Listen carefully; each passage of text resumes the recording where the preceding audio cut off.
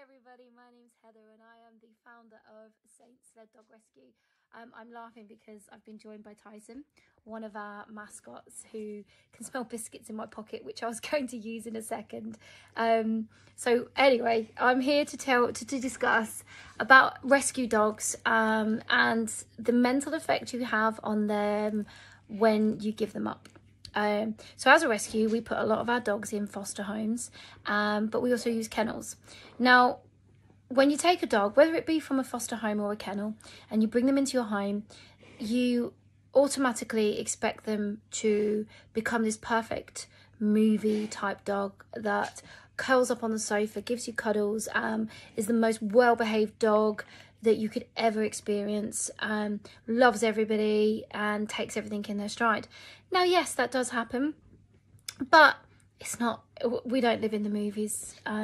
Reality is that dog is scared. So it's just come from whatever situation it's had in its past into rescue. So the rescue have rehabilitated it and the rescue have said, right, okay, this dog's ready and I think this dog would be good for your home. And you take it home. And you want the dog to know where it needs to be. It can't get on the sofa. It can get on the sofa. It's not allowed upstairs. It is allowed upstairs. You know, it's all very confusing.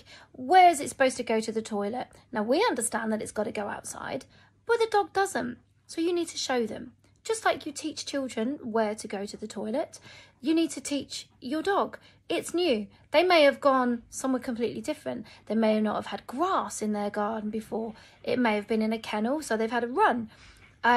So you need to teach the dog. Next thing, we all want to show our dog off. I mean, oh my God, it's exciting. Look at us, we're getting a rescue dog. Yeah, we do. However, your dog's just come in and it doesn't know you, it doesn't know your partner, it doesn't know your children. And then all of a sudden you want to bring in nan, granddad, aunties, uncles, brothers, sisters, the friends from school, the friends from Cubs and all that. Let's not. Could you imagine if it was you as a person, you went into a room and you didn't know anybody and all of a sudden all these strangers come in and they're like touching your head, touching you and trying to cuddle you, you know, because everybody wants to cuddle the dog and they literally strangle the dog. So give the dog time to settle. Give the dog time to get to know you and your family. And then you can introduce people. Go out for walks, but don't overwhelm the dog. Because ultimately, when the dog's scared and overwhelmed, we get issues. Issues can be the dog can bite. Now, a dog will give you enough warning signals. The eyes, it was called whale eye. So the dog's eyes will be really wide and scared. The ears will go back, the tail will go under, the body will be rigid. If you've ignored all of those signals and you're too oblivious because you're like, oh my God, the dog's so great, let's hug it. The dog's then going to growl. Ultimately, they don't growl and they'll just suddenly bite you. And what happens? Oh, the dog bit me. We don't know why. Let's send it back. We live in a disposable society. People return handbags, socks, clothes, anything, you know, within that 28-day refund. It doesn't work with animals. The more they get bounced back, as we call it, the more their mental health suffers.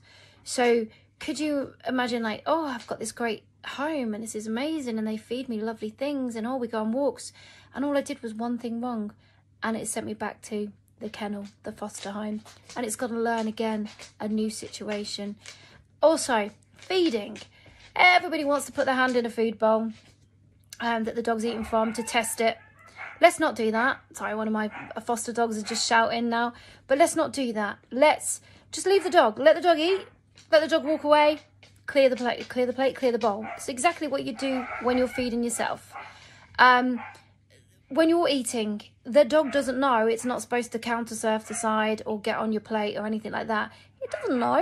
We like to think that it does, but it doesn't know. So the minute you say, oh, no, down, oh, back, or you push it, that could react to the dog going, ah, snap. Because again, you don't know what's happened in its past. So the key is, don't put your rescue dog in that situation and your rescue dog will soon become trusted and loved and trust you as humans that it won't feel like it needs to react.